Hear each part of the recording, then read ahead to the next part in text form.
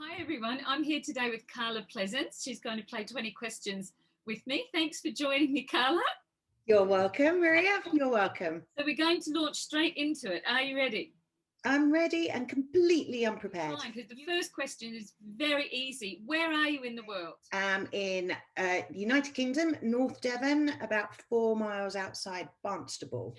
What do you love most about the event industry?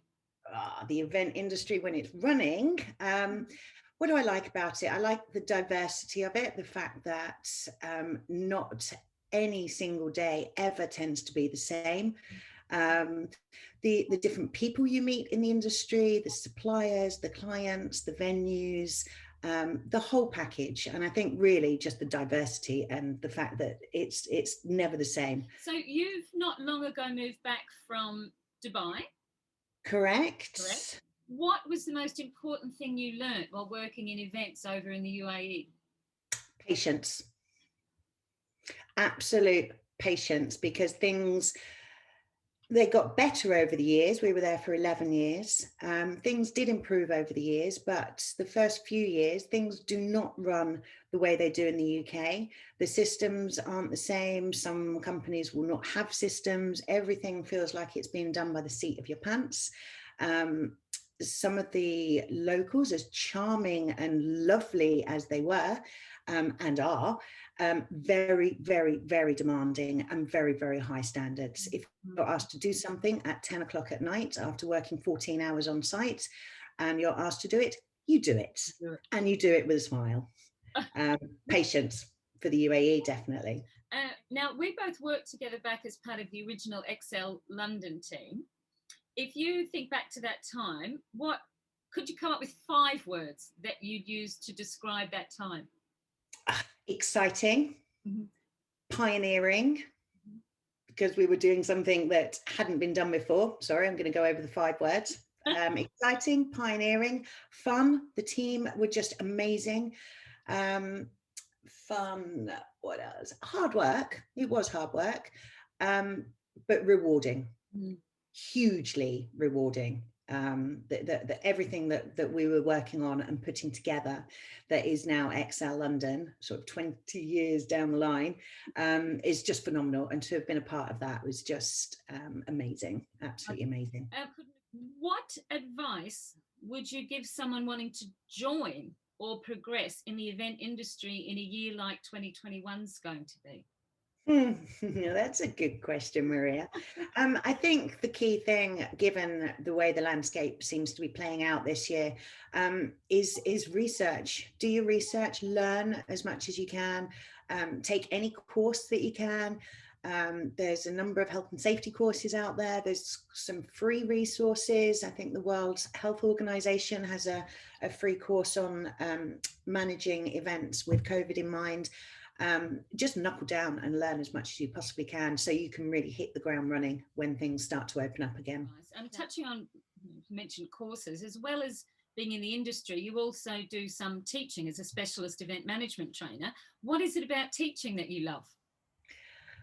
It's really, really nice to have the opportunity to impart the best part of 25 years experience.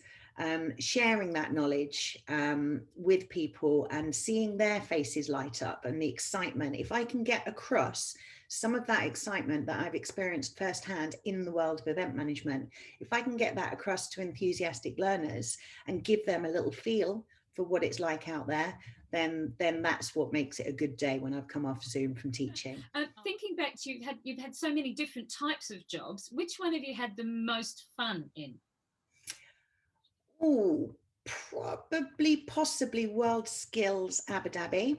For those that don't know the event, it's a huge event, almost up there, Olympic scale. 52 nations competing in vocational skills. So anything from hairdressing, car mechanics, IT, CAD, auto design. There's 52 separate competitions. And I found it most fun because it was a 2-year planning process, but I got my job with them just 6 months out from the events. Another key member of staff had left and I got the job on that contract. So I had 6 months to basically shoehorn 2 years worth of planning in because my predecessor hadn't done anything. And I found it most fun because it was an amazing event. The team were amazing. I had my work cut out for me, hugely, but being able to do that and turn it round and witness a hugely successful event was very rewarding. It's probably one of the most fun events I've done. It's been a challenging year for many people, like professionally and personally.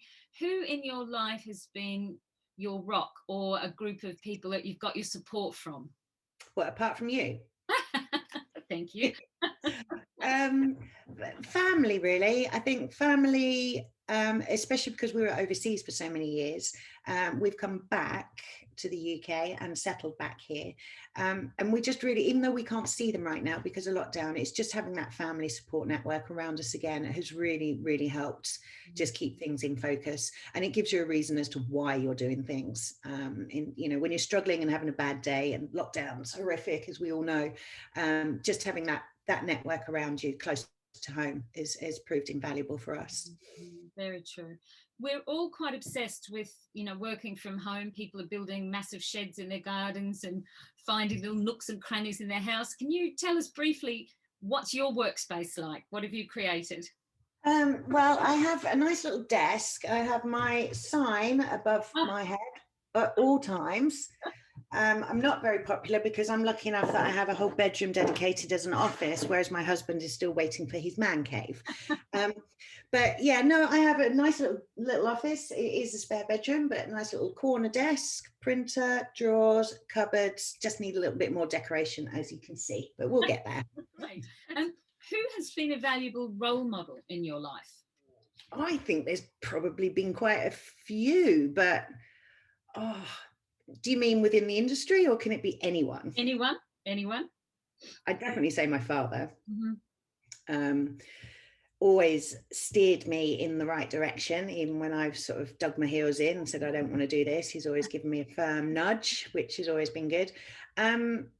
Professionally is a tricky one because I've worked with so many inspiring people throughout my career. But I'll just put it out there, someone I've never worked with directly, but I have had him involved in an event, and that's Richard Branson. Oh, wow. How can Richard Branson not be a role model? He came to, it was what was it? It was a press launch for Hyperloop in the UAE, and it was the partnership between the UAE government, Hyperloop, and Richard Branson. For those that don't know, Hyperloop, there's a journey time of about an hour and a half to drive between Dubai and Abu Dhabi. Hyperloop is a high-speed train, for want of a better word, that will cut the journey time down to 7 minutes. It's one of these, it's like a bullet train.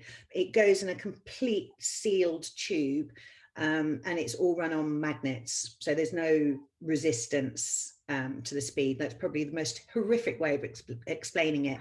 But that's how I got to deal with Richard Branson on a press conference. Now, who would you invite to a dream dinner party? Prince Philip. Mm-hmm. I think he's highly entertaining. Prince Philip, Hugh Jackman. We're just going through my fantasy list now.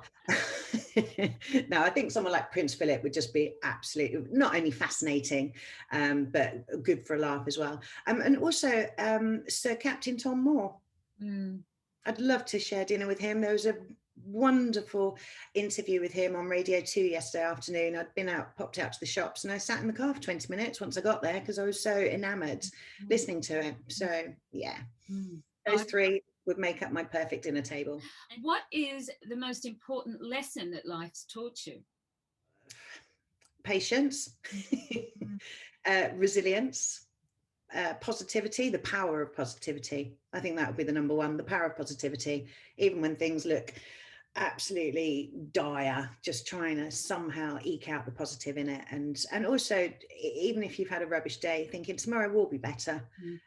Go to bed early, put today behind and just get on, hit the ground with a fresh perspective every day. Tell me something about yourself that people would find unexpected or surprising.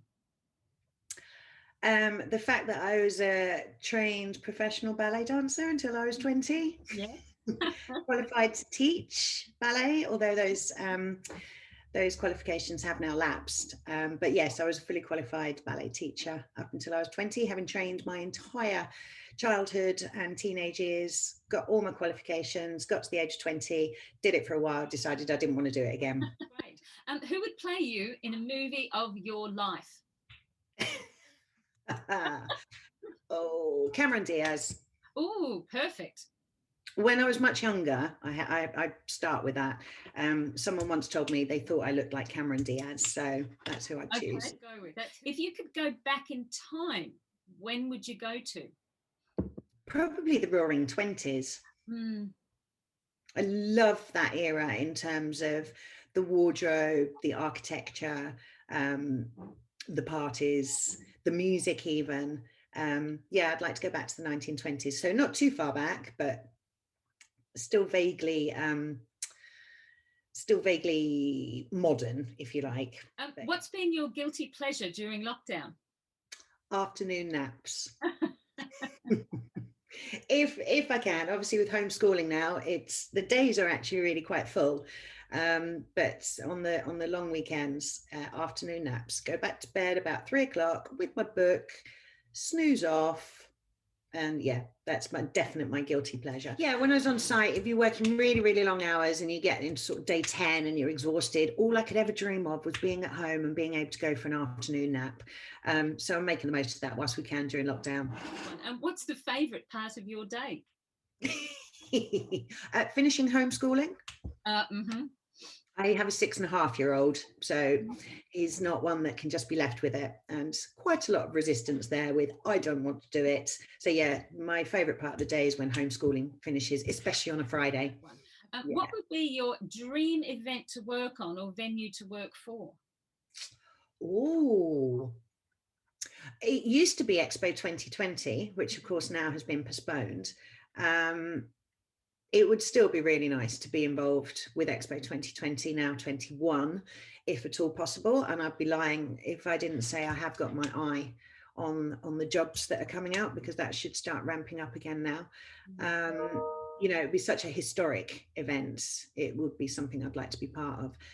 Country, coast or city, which would you choose to live in, which would you choose to holiday?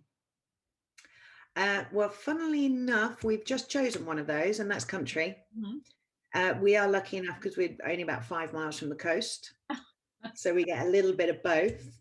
But country to live in and coast for holidays, definitely somewhere warm. Brilliant. Last question. What are you most looking forward to once life gets back to normal, or as normal as possible? People. And people starved.